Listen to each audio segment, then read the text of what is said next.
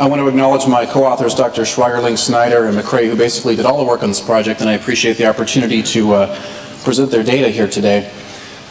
Wavefront technology has introduced some new vocabulary, which has kind of complicated things, and I'm sure this vocabulary is quickly going to be absorbed by our patients. I think we all have patients that bring us their refraction, their prescription, and say, you know, what are my odds by your statistics of getting 20/40, 20/20, 20/15?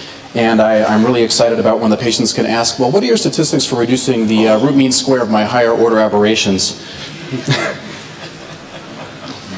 I'm not quite ready for that yet.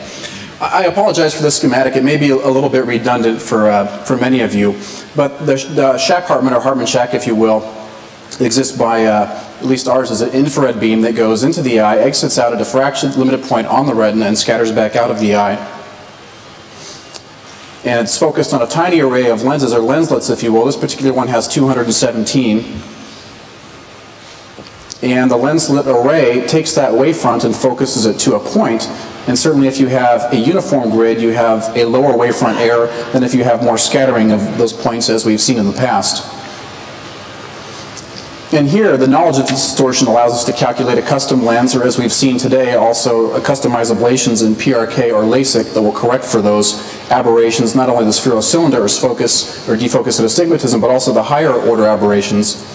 And here you can see, a little bit difficult to see, but the blue is the ideal, and out here the red is the actual image that's captured. For those of you who want to see and actually touch this technology, I think there's a few exhibits out there that have wavefront sensors and you can get your eyes mapped. I was happy to find out that my right eye won best of show for fewest aberrations, so maybe I should have been a pilot.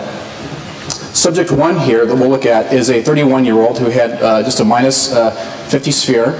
And subject 2 is a patient that had LASIK who was preoperatively a minus 5 sphere giving 20/20, and this is the refraction postoperatively.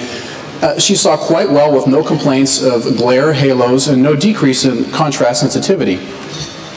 Let's take a look at the wavefront error of that first patient. You can see there is very little aberration in this minus 50 sphere patient. This is a 2D map. And this other patient who also sees 20/20, who had a 5 diopter ablation with LASIK, has no complaints and sees 20/20, but you can see out here there's some aberrations peripherally. And this is even not all the way out to the transition zone, but this is well within the ablation zone of this patient, the optical zone. We'll take a look at just a couple more subjects. This patient has a keratoconus with 2.5 diopters of cylinder, giving 20/25 vision. And the other patient has high astigmatism, but this is regular astigmatism in this patient, and they have 20/20 spectacle corrected vision. This is just a topography of the patient with keratoconus, and this is the wavefront map of this patient with the Hartmann Shack, and I think you can see the difference here compared to the first two. Let's take a look at that patient with high regular astigmatism now. It's kind of a saddle shape. And I think as we continue to look at patients, we're going to look at a variety of abnormals with this technology. We're going to look at people who have irregular astigmatism from GRAS, people with pellucid marginal degeneration. I asked one of the engineers, what's the most interesting wavefront you've seen yet? He said it was in a patient with a multifocal IOL. So we see that normal corneas have relatively low levels of aberration, and spherical aberration can be seen following LASIK. Keratoconus has an asymmetric wavefront pattern, and the last one we look at, the astigmatic error, tends to give a wavefront, a saddle-shaped wavefront map. So I want to thank you for your time and attention, and I hope everyone has a safe trip home after the meeting. Thanks.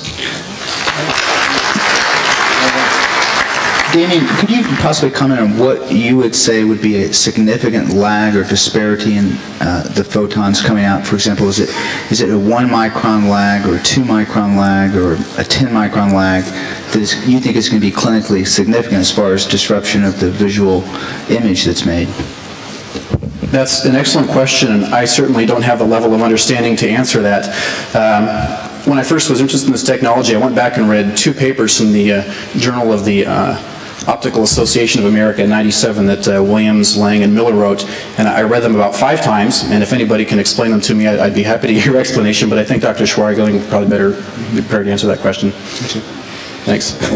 Just by the way, I think it's the same, Williams has put out a textbook that you can get on Amazon.com on modern optical engineering. It's very good, and there's some basic chapters at the front and toward the end that go through all the data, but it's an excellent book.